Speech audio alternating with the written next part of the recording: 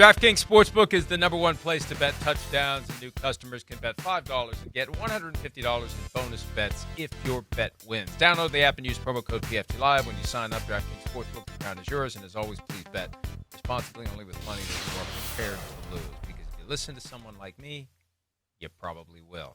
Bill Belichick hasn't lost many games relative to the number of games he's coached in his career, but in a career that dates back to 1975, Rodney, I was 10.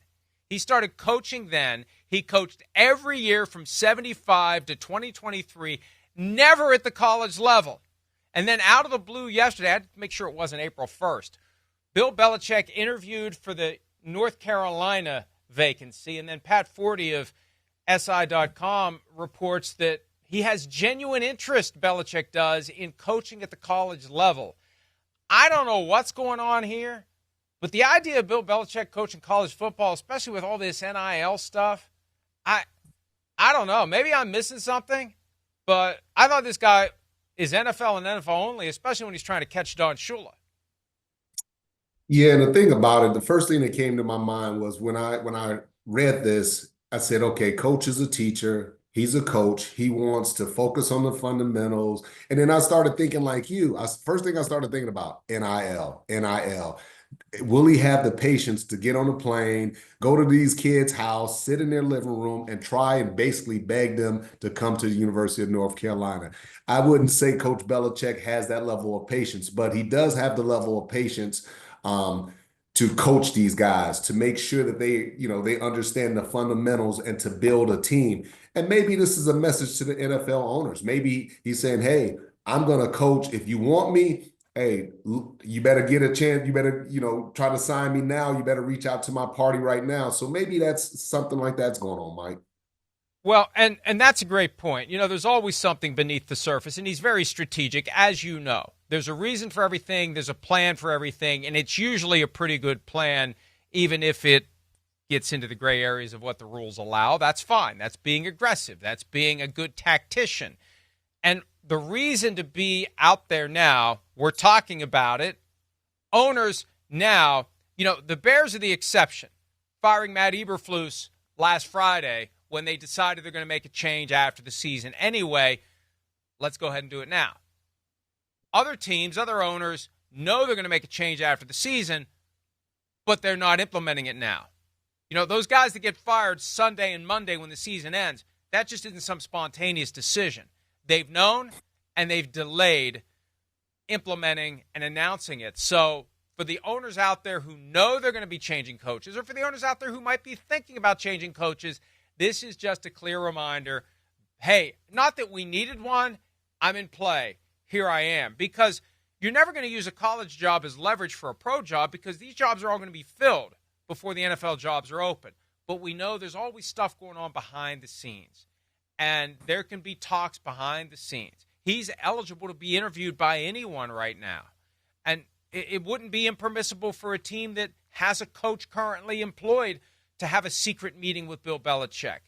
And even though you get to a position where you violate the Rooney Rule, at least the spirit of it, by knowing you're going to hire Bill Belichick before you even fire the coach you have, we know that stuff like that happens. So, yeah, I feel like this is his way of kind of like ringing the dinner bell and making sure the owners know, hey, let's go, because I'm not going to wait around. And if my phone doesn't start ringing, I may take one of these college jobs. Although I'll be flabbergasted if he does. Yeah, he's a coach, and that's what he wants to do. He's very passionate about it, and I think he's letting the owners know that, hey, I want to coach, whether it's in the pros or whether it's in college. I want to go and be able to make a difference. And I think even on a college level, having this year off, to me, really changed Coach Belichick. It gave him a time to kind of find himself, gave him a chance to see the entire, NFL from a different perspective, as well as his own career and kind of what he wants to do. Gave him a chance to kind of reset and say, you know what? Let me just do something else. He's been very successful at media. He's making a lot of money doing that, but ultimately he's a football coach. And I think whether it's NFL or even college, I think he'll be a damn good coach because that's the thing that he does. He wants to coach these young men. He focuses on the fundamentals, and he does a great job with that. NIL, transfer portal, dealing with boosters. all the things that make college football far different from what it was. Limited time and access to the players. A lot of things that would drive Bill Belichick crazy if he's a college football coach. I think at the end of the day, he'll be back in the NFL if there's an opportunity. That's the other thing, too. There may not be an opportunity. I think what he might be trying to do, Rodney, now that we talk this through, we got to take a break, but I think this might be as simple as I do want to have an assurance. I want to have an idea. I want somebody to tell me that I'm going to have something next year. I don't want to play this game like I did last year where I get thrown into the musical chairs and there's no seat for me. He didn't even get an offer last year. Other than the Patriots, there were 7 jobs open. He got 1 interview. I think let me just say this. Kind of like this is poop or get off the pot to the owners. I want to know what's going on for me for 2025.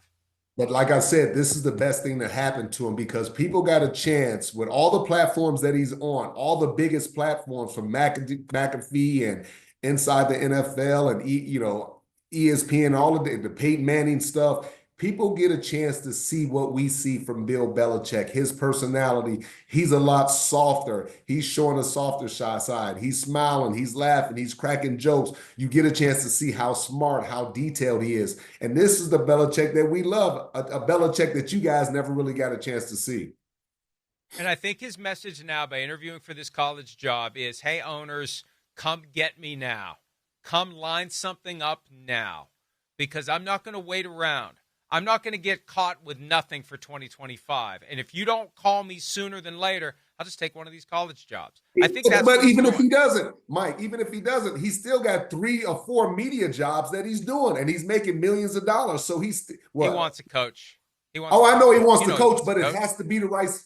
It has to be the right situation. He's not going to go in a situation. I don't believe he'll go in a situation. I'll just give an example, like a Carolina Panthers and try to turn that thing around. Right. He's not going to. He wants the right situation, the best situation. But he wants to know if that situation is going to be there at the NFL level because maybe he'll go to the right situation at the college level.